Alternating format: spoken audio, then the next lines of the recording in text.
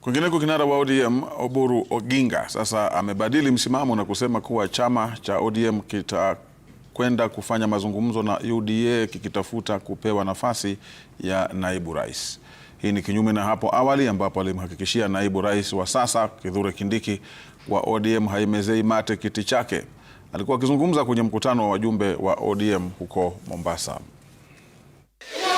Ni majuzi tu katika kaunti ya Kisumu ambapo kinara huyo wa ODM Oburu Oginga alimhakikishia naibu rais Kithure Kindiki kuwa chama cha ODM hakilengi kiti chake katika mazungumzo na UDA.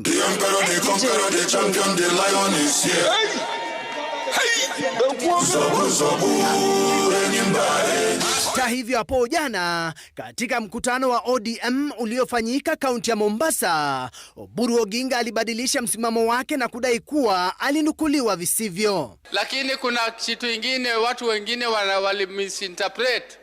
Walisema ati mimi nilisema ati sisi hatutaki kiti cha deputy president. Hiyo kiti ya deputy president ndio tunalenga sana. Hiyo ndio tunalenga.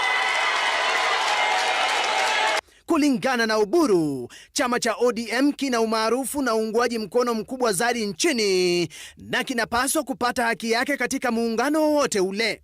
Nilisema ya kwamba huyo deputy president hatuna chuki na yeye kwa binafsi. Yeye binafsi hatuna maneno naye, lakini hiyo kiti ni kiti ya public.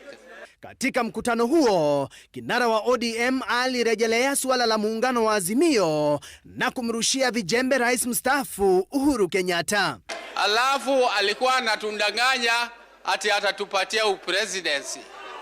Na yeye alidanganya baba na yeye hakutupatia. Si yeye alikuwa na nguvu yote ya kutupatia. Na tulishinda. Uchaguzi iliibwa hapo kwa mkono yake na yeye anaona na hakutusaidia. Kwa hivyo sasa tunamuomba atuache Uhuru, sisi tufanye vile tunataka, sisi ODM asiinterfere na sisi. Aidha, Oburu amesema kuwa chama cha ODM baada ya kufanya mkutano wa baraza kuu la uongozi wa chama hicho NEC sasa kitajiondoa rasmi katika muungano wa Azimio. Mambo ya Azimio ilikuwa ni ODM. Na hiyo ODM tulitoka wakati tulianza hii broad based arrangement na Ruto. Tulitoka na hiyo Azimio ilikufa wakati huo. Chama cha ODM kimeanza ziara yake ya pwani leo kwa kuzuru Lamu, Witu na Garsen katika kaunti ya Tana River. Stephen Leto, runinga ya Citizen.